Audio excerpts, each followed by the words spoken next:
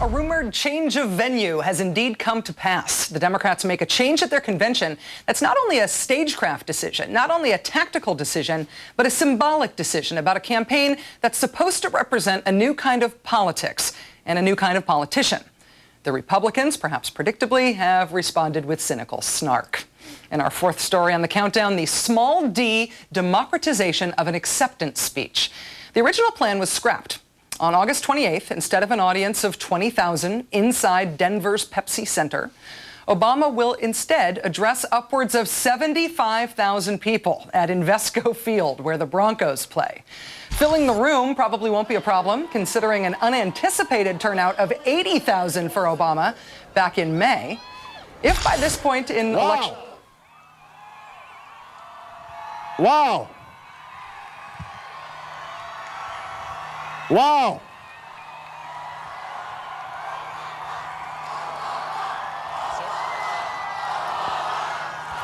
Thank you.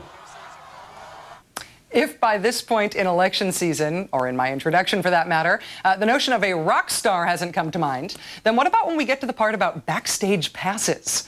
The Denver event will be free to attend, but the Obama campaign says donating $5 to the campaign gives you the chance to be one of 10 lucky winners.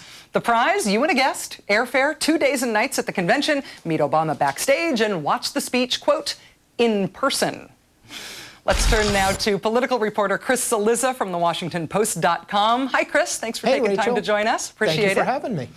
Starting with the backstage pass contest, does Obama actually raise some significant money by doing this? And is the use of the word backstage making the rock star analogy too literal? Well, let's take question one first. Yes, he probably does. I think they did this smartly, Rachel, because you just mentioned it. It's not the people who give the most money who are the most likely to get backstage. You can give any more than $5. It's really smart. It continues to broaden out his small dollar internet fundraising base, which we already know is 1 million plus donors. And does it have a risk? Yes, I think it does, only in that Barack Obama's greatest gift is his speaking ability and his ability to draw big crowds. But Republicans can use that against him and say, this guy has a lot of talk, he's not all that much action, he's the head of a movement, but what does that movement stand for? At the same time, 70+ thousand people, the millions I assume he will raise in advance of this, it probably makes up for any of those worries. Well, we heard from the Republican side, we heard from McCain's campaign today some of exactly what you're saying. McCain aide Mark Salter told the New York Times that McCain isn't trying to pass himself off as a larger-than-life figure on stage. They're trying to make that a virtue of that contrast with Obama. Today, another McCain aide sniffed that the boy band NSYNC sold out Invesco Stadium twice. I get that these are digs at Obama, but is the impact of those digs bigger or smaller than the impact of Obama's impressiveness in front of a crowd? My sense here is still that it's advantage Obama. Well, first of all, I had no idea NSYNC was that popular. But putting that aside, look, it's a strategy born of necessity, Rachel. The McCain campaign knows that John McCain, no matter how much he practices, no matter what the background color is behind him, no matter what color shirt he wears, is not going to be Barack Obama as a speaker. They are not going to be able to match that, and they're probably not going to be able to match the enthusiasm in the Democratic base that George Bush has largely created and Barack Obama has capitalized on. So they have to try and turn this and use Barack Obama's speaking ability, his sort of rock star status, against him and say, again, this is a guy who's a tremendous speaker. You hear John McCain say that almost every speech he gives. But what is he really done? What's behind the rhetoric? It's really the strategy that they have, not the strategy that they want. A new AP poll, Chris, says the first words that come to voters' minds about Obama are outsider and change. And for McCain, the first word that comes to mind is old. In the context of this story, Obama's speech venue, McCain's reaction, as a political reporter, Chris, does it seem to you like the campaigns are tacking in the right direction to take those impressions, those very generic, general impressions, in the direction they need to go?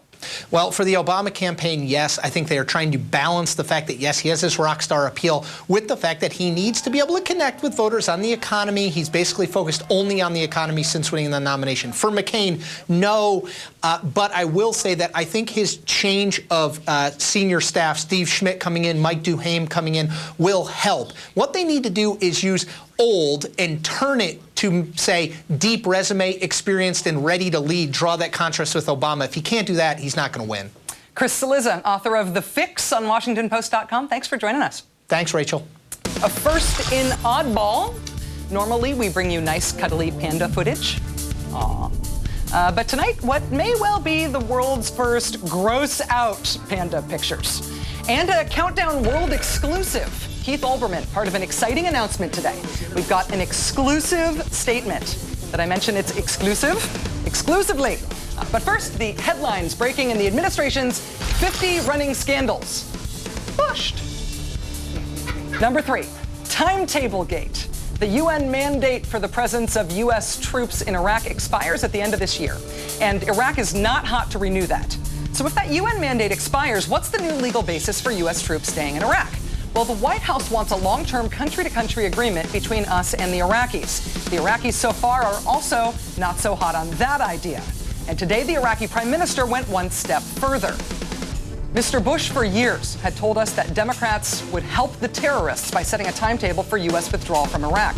But the Iraqi Prime Minister today said Iraq is, quote, looking at the necessity of terminating the foreign presence on Iraqi lands, end quote.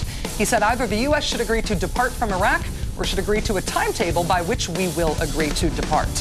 Remember last May when our president said if the Iraqis ask us to leave, we'll leave? Can we hold him to that? Number 2, Injustice Gate. The Department of Justice's Office of Professional Responsibility has the job of policing the Justice Department's 10,000 lawyers. Under Janet Reno, Justice began releasing the results of that office's internal investigations, exonerating some prosecutors, revealing when others crossed the line. The Los Angeles Times has investigated how the Office of Professional Responsibility has done its job during a time of wall-to-wall controversy, when federal prosecutors have been involved in interrogation policy, wiretapping policy, allegations of political prosecutions, and more. They found that unlike the Reno years, the Gonzales-Mukasey Justice Department won't say whether a single prosecutor did anything out of bounds in any of those scandals.